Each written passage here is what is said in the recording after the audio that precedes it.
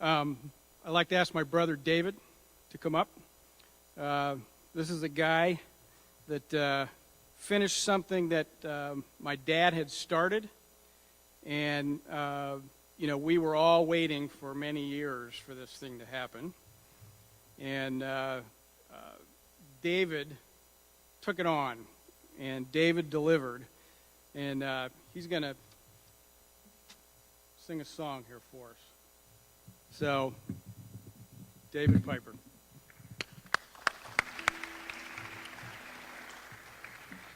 Thanks, Jibo. Well, I'm really overwhelmed from a lot of different angles. Just actually, when this whole thing when I knew it was going to be a reality that we were going to gather here, I tried to imagine what it would be like to look at you guys, okay, that played at Denison and coached, and it's a pretty overcoming idea.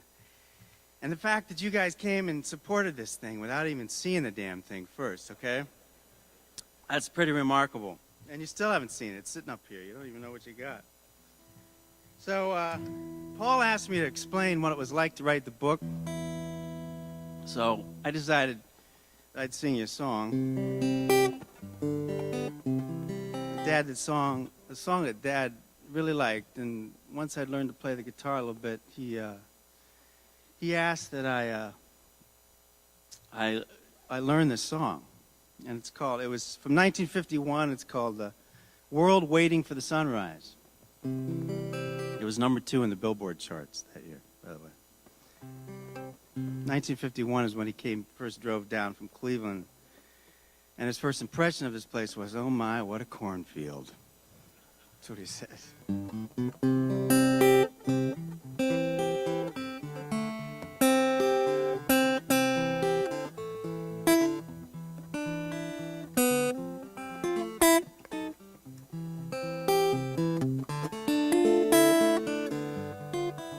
Dear one, the world is waiting for the sunrise. Every rose is covered with dew, and while the world is waiting for the sunrise, and my heart is calling.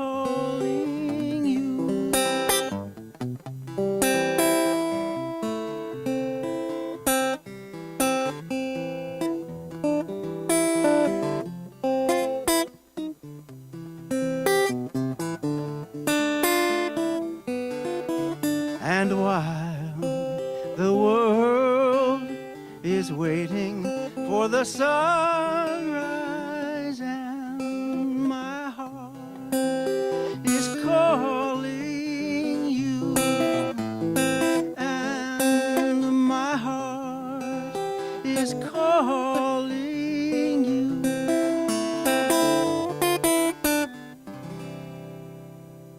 World waiting for the sunrise.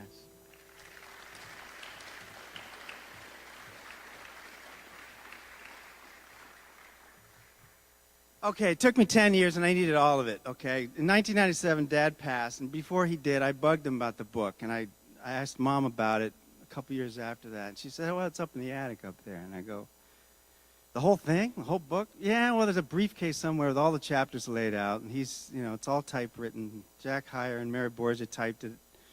It's up there somewhere." She wouldn't go up there. So I went up, and there were boxes all over the attic.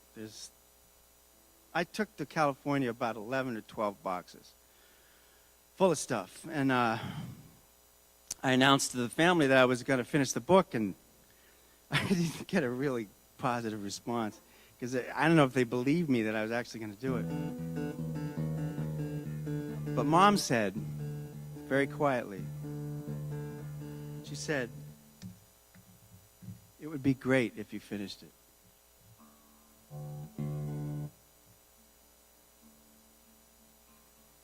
And she was a big supporter. And believe me, she would have loved to be here tonight.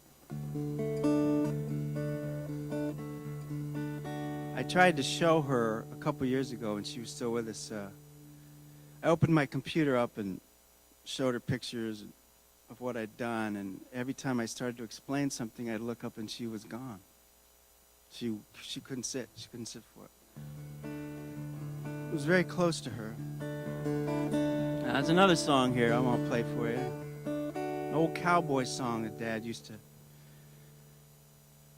encourage me to learn. It's called When the Work's All Done This Fall. It goes like this.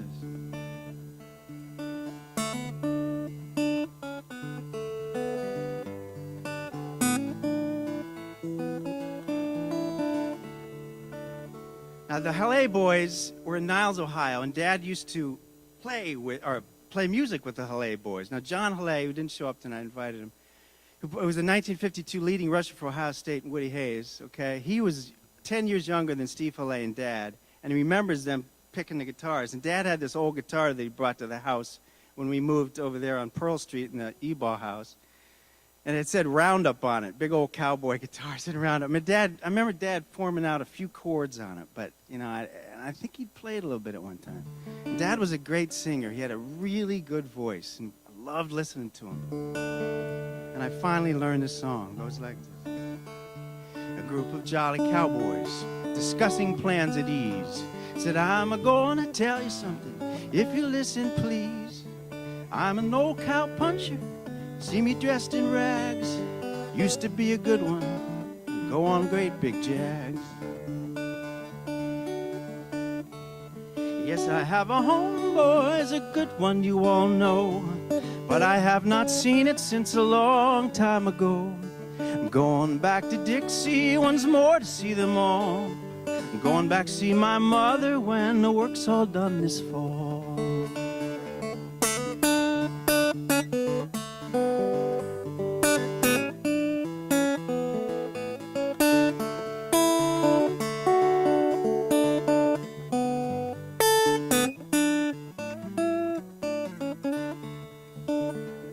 When I left my home, boys, my mother for me cried. She begged me not to go, boys, for me she would have died. My mother's heart is aching, breaking for me, that's all. And with God's help I'll see her when the work's all done this fall.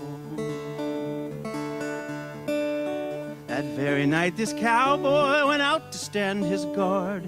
The night was dark and cloudy and storming very hard. The cattle, they got frightened and rushed in wild stampedes. Cowboy tried to head them.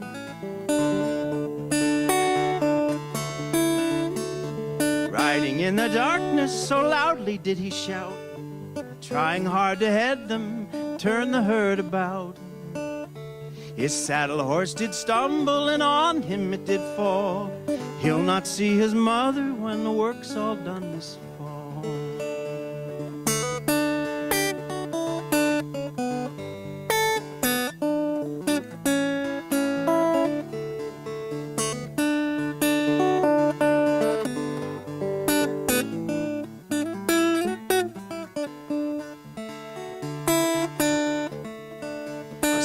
Mother, my wages, boys, the wages I have earned.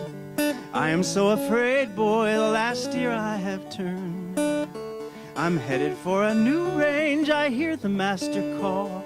I'll not see my mother when the work's all done this fall. Oh, Fred, you take my saddle, George, you take my bed, Bill, you take my pistol after I am dead. Think of me kindly when you think upon them all, for I'll not see my mother when the work's all done this fall.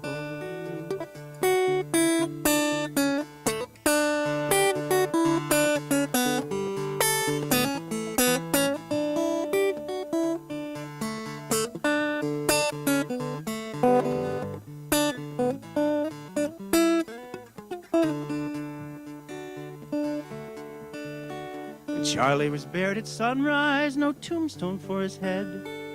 Nothing but a little board, and this is what it said. Charlie died at daybreak, he died from a fall. He'll not see his mother when the work's all done this fall. He'll not see his mother called on this phone.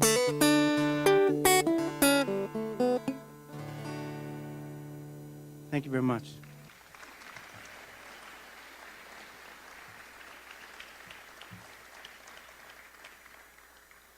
I was told to keep it as short as possible. Brother Bruce said to me before I came up to the table, "You're not going to read the whole damn book, are you?" Now, I got to tell you something, too. I was in the Latin restaurant this morning with my wife, Susan, and my brother-in-law, Farsh, and his son, Emmanuel, and my son, Zane. And these four gentlemen walk in. Look like 50s, 60s. And I'm looking at them like, God damn it. They look pretty familiar. And my brother-in-law mentions, "I'll tell you what I'll do. I'll just yell out the name David Piper and see if they react, all right?" Well, I didn't get that far. I go over, I see Bob Young and Jeff Mayle and Steve Keys and Craig Ritter, great football players. You know, Jibo was right. We looked up to you guys. Danny Frizzell was class 64, was my godfather at Catholic Church in the end of town. Bob Henniger, Jibo's godfather. Bob Henniger's here tonight, by the way. Yeah, you know, that kind of... Nick Mazurka was... Okay. Nick Mazurka has a great quote on the back of the book, and I'll finish with this. Thank you, Bruce. At the top and the back, it says, Nick's not here tonight, but... Now, Nick's interesting. He was a senior, right? And he'd been playing fullback and halfback for 3 years and running the ball all up and down the field. And what his dad and George and Bob do, they put the single wing in. Nick has to move fullback, okay, and give over his space to Tony Hall over here, sitting right over here, tailback, transferred over from Ohio State. Nick says, "Few people ever find a perfect niche and serve young people, their profession, family, and community as Coach Keith Piper." God, I was really proud of that quote, and I was really proud of that. Dave Dials said, a longtime ABC sportscaster, I went down to his house in Athens shortly before he died of cancer, and I had asked him to write the foreword. Now, Jim Wharton, who is also here tonight, raise your hand, Jim, please. The longtime executive editor for, sports editor for Newark Advocate and covered Dad's retirement, did a great job in the foreword, and I really appreciate it. I'd originally asked Dave Dials to do it, honestly, I did, but he passed. But he said that, you know what, I would have already written a book about your dad, but for one thing, there was no scandal. 42 years working in Denison, no scandal. Not bad, huh? These days, that's saying something. Thanks, you folks. Thank you so much.